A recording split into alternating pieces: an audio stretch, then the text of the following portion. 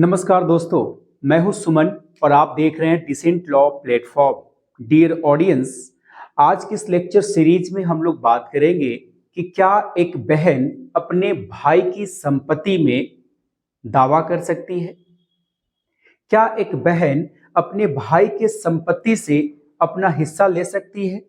सवाल ये भी बनता है, क्या एक बहन का अधिकार होता है अपने भाई की संपत्ति में। इस तरह की तमाम बातें आप लोगों के मन में आ रहा होगा। अगर कोई भाई इस वीडियो को देख रहा है तो उन्हें यह लग रहा होगा कि क्या उनकी बहन उनसे संपत्ति में हिस्सा ले सकती है। अगर कोई बहन इस वीडियो को देख रहे होंगे तो उन्हें मन में यह चल रहा होगा कि क्या वो अपने भाई की संपत्ति से दावा कर सकती है, संपत्ति में अपना हिस्सा ले सकती है। तो ये तरह तरह के मन में बातें चल रही होगी। और क्या कहता है हमारा कानून, ये इस वीडियो को देखने के बाद ही पता चलेगा। तो कुल मिलाकर के जब आप इस वीडियो को देखेंगे तो आपको ये आइडिया लगेगा कि किस तरह से एक भाई अपने संपत्ति में अपना बहन को हिस्सा देता है और किस प्रकार से एक बहन को अपने भाई के संपत्ति में हिस्सा मिलता है।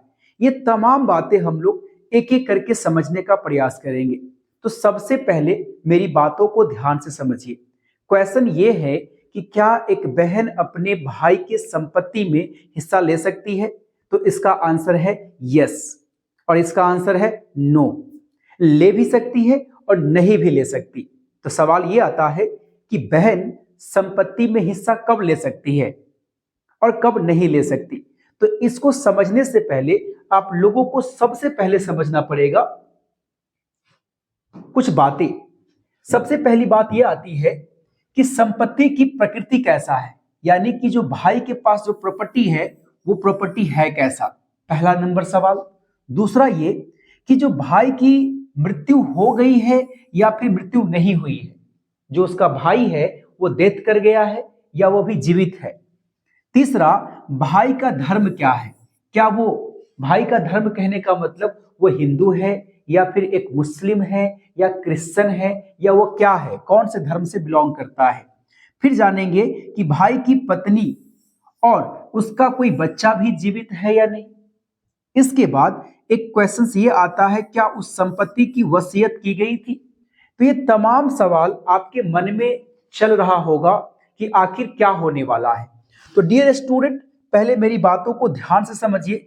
इस क्वेश्चंस के ऊपर हम लोग आएंगे, बातचीत शुरू करेंगे, बट सबसे पहले मेरी बातों को ध्यान से समझिए। मैंने क्या कहा, जैसे मान लीजिए ये एक प्रॉपर्टी है, ध्यान से समझिएगा।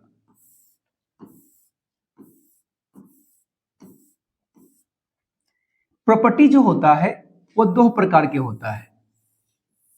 प्रॉपर्टी जो होता है वो दो प्रकार के होता है। पहले चीजों को समझिएगा।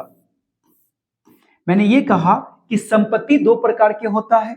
ये एक संपत्ति है, इसको बोलते हैं पैतृक संपत्ति। कौन सा संपत्ति है?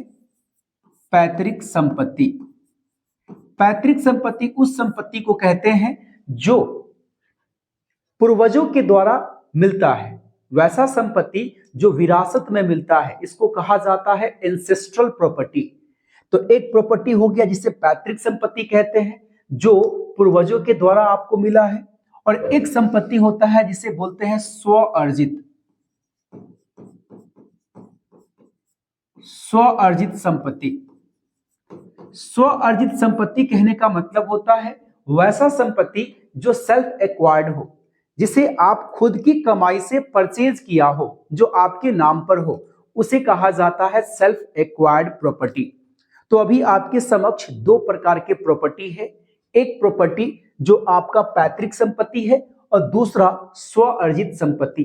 अब सवाल यह है कि मान लीजिए कि एक भाई है, एक भाई है और उस भाई के पास एक पैतृक संपत्ति भी है और इस भाई के पास एक सेल्फ एक्वायर्ड प्रॉपर्टी भी है। भाई एक, अब इस भाई के पास तो एक तो पैतृक संपत्ति है और दूसरा इस भाई के पास स्व अर्जित प्रॉपर्टी भी है। यानी यह एक भाई है तो इसको पूर्वजों के द्वारा भी कुछ संपत्ति मिला है और यह भाई अपने कमाई से कुछ संपत्ति को खरीदा है। तो सवाल यह है कि बहन का हिस्सा किस प्रॉपर्टी में होगा। तो याद रखिएगा, भाई चाहे जीवित हो चाहे उसकी मृत्यु हो गया हो, इससे कोई फर्क नहीं पड़ता। अगर भाई के पास जो पैतृक संपत्ति है तो पैतृक संपत्ति में बहन का हिस्सा होगा। ध्यान से सुनिएगा, अगर वो संपत्ति पैतृक है, अगर वो संपत्ति पैतृक है तो बहन का हिस्सा होगा। पैतृक संपत्ति में भाई और बहन दोनों का हिस्सा होता है। पहले समझिएगा, 2005 से पहले बेटियों को अधिकार नहीं दिया गया था संपत्ति में, यानी कि संपत्ति जो होता था वो केवल और केवल लड़कों को मिलता था, लड़कियों को संपत्ति में कोई अधिकार नहीं दी गई थी। लेकिन 2005 में संशोधन अधिनियम होने के बाद जो हिस्सा की बात किया जाए तो बहन और भाई दोनों को बराबर बराबर हिस्सा दिया जाता है। इसका मतलब अगर कोई प्रॉपर्टी जो आपके पूर्वजों के द्वारा दी गई है या पूर्वजों के द्वारा आपको प्राप्त है, वैसे प्रॉपर्टी में भाई और बहन, जितने भी भाई है और जितने भी बहन है, उन सारे बच्चों में बराबर बराबर पार्ट में, बराबर बराबर हिस्से में उन सबको मिल जाएगा। तो डियर ऑडियंस, जैसे एक भाई यहां पर है और एक बहन है, तो अगर वो पैतृक संपत्ति है तो बहन उस पैतृक संपत्ति में अपना हिस्सा ले सकती है। याद रहे, पैतृक संपत्ति होगी तभी हिस्सा मिलेगा, अदरवाइज नहीं मिलेगा। बात समझ में आई? तो एक तो पैतृक संपत्ति का जो कॉन्सेप्ट है ये समझ में आ गया। अब हम लोग समझते हैं कि अगर भाई के पास सेल्फ एक्वायर्ड प्रॉपर्टी हो, अगर भाई ने खुद से उस प्रॉपर्टी को खरीदा हो, तो क्या उसमें भी बहन का हिस्सा मिलेगा क्या? आंसर है नहीं। आंसर है नहीं। अगर भाई के पास खुद के कमाई का संपत्ति है, उसमें बहन का हिस्सा नहीं मिलता, उसमें बहन का हिस्सा बिल्कुल नहीं मिलता। क्यों? क्योंकि भाई ने अपने कमाई से खरीदा है। बात समझ में आ रही है? तो मैंने ये कहा कि अगर भाई के पास पूर्वजों के द्वारा प्राप्त संपत्ति है तो उसमें बहन और भाई दोनों को बराबर बराबर हिस्सा दिया जाएगा। वही जो प्रॉपर्टी भाई ने खुद से खरीदा है, उस प्रॉपर्टी में बहन को हिस्सा बिल्कुल भी नहीं मिलेगी। अब सवाल ये आती है कि मान लीजिए कि कोई प्रॉपर्टी जो भाई ने खुद खरीदा हो और भाई खरीद करके भाई मर गया। जैसे मान लीजिए एक एग्जांपल, ये स्व अर्जित प्रॉपर्टी है, एक भाई ने इस प्रॉपर्टी को खरीदा, प्रॉपर्टी खरीद करके इस भाई की डेथ हो गई, मृत्यु हो गई। इस भाई के पास ना तो कोई वारिस है और ना तो कोई पत्नी है, इसकी शादी ही नहीं हुई थी, तो ना कोई वारिस है ना कोई पत्नी है, ये भाई कुंवारा ही मर गया। तो इस प्रॉपर्टी में अगर इस भाई का कोई माँ है, माता है, माँ है, तो माँ को प्रॉपर्टी मिलेगा। और अगर ऐसा नहीं है तो ये प्रॉपर्टी, इस भाई का प्रॉपर्टी बहन को भी मिल सकता है। ये कानून कहता है। मेरी बात ध्यान से सुनिएगा। मान लीजिए कि अगर कोई भाई है, राइट, वो भाई अपना खुद की कमाई से कोई संपत्ति खरीदा और खुद की कमाई से संपत्ति तो खरीद लिया, लेकिन उस भाई के पास ना तो कोई पत्नी है, ना ही कोई बच्चे हैं, संतान है, और ना माता है। तो उस कंडीशंस में जो भाई की जो सेल्फ एक्वायर्ड प्रॉपर्टी होगी वो बहन को मिल सकता है। बात समझ में आ रही है? वो बहन को मिल सकता है। कब मिलेगा? तो भाई के पास ना तो माँ हो, ना तो पत्नी हो, ना तो वारिस हो। उस कंडीशंस में वो प्रॉपर्टी किसको मिलेगी? बहन को मिलेगी। ये है कानून। ये कानून के तहत वो प्रॉपर्टी बहन को मिल सकती है। बात समझ में आ रही है? एक और बात है, अब मान के चलिए कि अगर यह भाई, मैं पूरी क्लियर कर दूं कॉन्सेप्ट को, कि अगर ये भाई इस प्रॉपर्टी का वसीयत कर दिया गया हो, वसीयत आप लोग समझते होंगे जिसे बोलते हैं विल। अगर ये भाई इस प्रॉपर्टी को, जिसने, वो भाई ने अपने प्रॉपर्टी को अपने कमाई से खरीदा है, उस प्रॉपर्टी का अगर विल कर देता है, वसीयत कर देता है, तो जिस व्यक्ति के नाम से वसीयत होगा उसी व्यक्ति को वो प्रॉपर्टी इसके मरने के बाद चला जाएगा। अब वसीयत क्या होता है समझिए। अगर कोई व्यक्ति वसीयत कर दिया किसी प्रॉपर्टी को, तो जब तक वो व्यक्ति जीवित है तब तक उस प्रॉपर्टी को वो खुद एंजॉय करेगा, और जब ये व्यक्ति मर जाएगा तो जिसके नाम से वसीयत था अब वो प्रॉपर्टी उसके नाम पर चला जाएगा। बात समझ में आ रही है। वसीयत का एग्जीक्यूशन मरने के बाद होता है। जैसे मान लीजिए कि ए नाम का कोई व्यक्ति है, उसने मरने से पहले अपना पूरा संपत्ति बी को वसीयत कर दिया, और जब तक ए जीवित रहेगा तब तक ए का वो संपत्ति है, प्रॉपर्टी है। ए के मरने के बाद वो सारा का सारा प्रॉपर्टी बी को चला जाएगा। ये होता है वसीयत। तो मैंने क्या कहा कि अगर ये भाई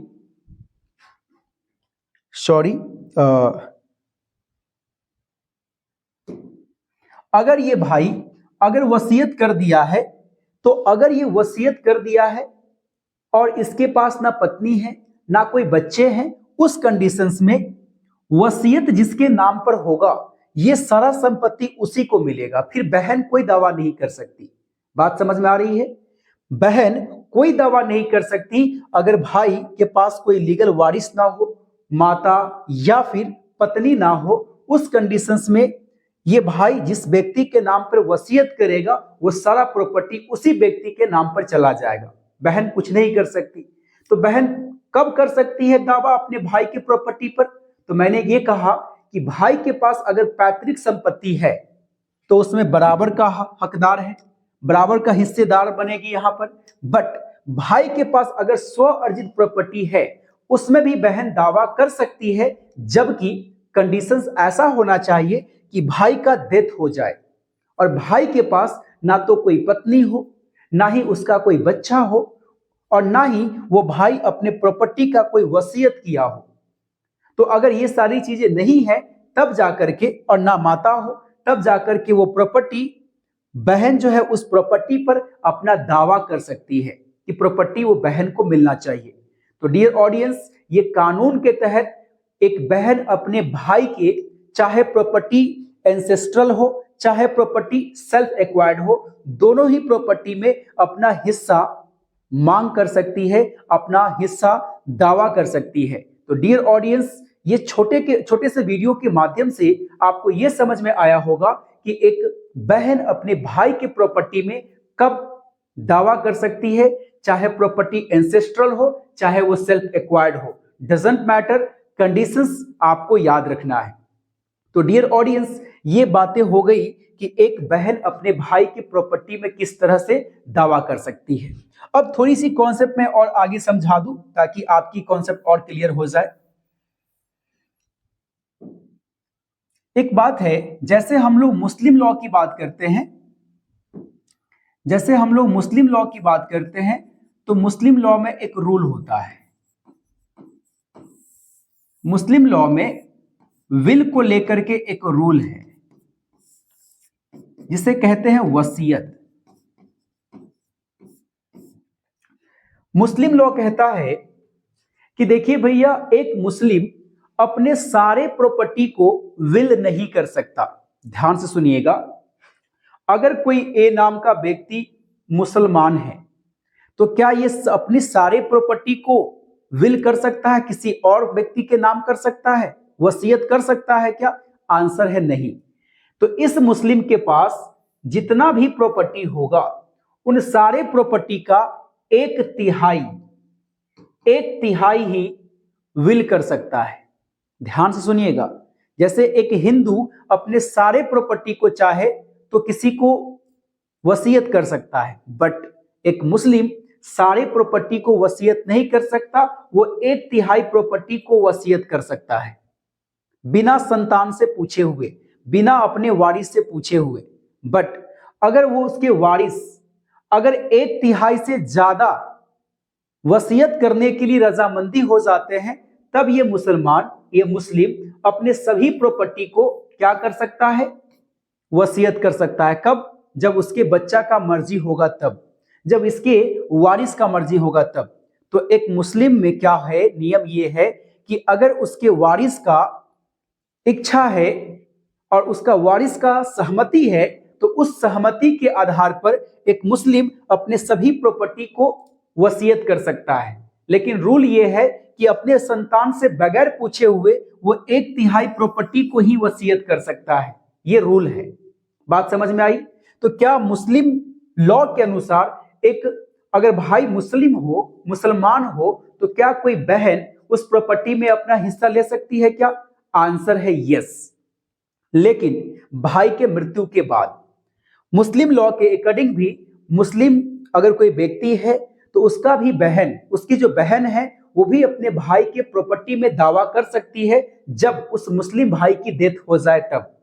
और अगर उस मुस्लिम भाई का कोई लीगल वारिस है, संतान है, पत्नी है, तो उस कंडीशन में भी बहन को हिस्सा मिलती है, थोड़ा कम, लेकिन बहन को हिस्सा दी जाती है।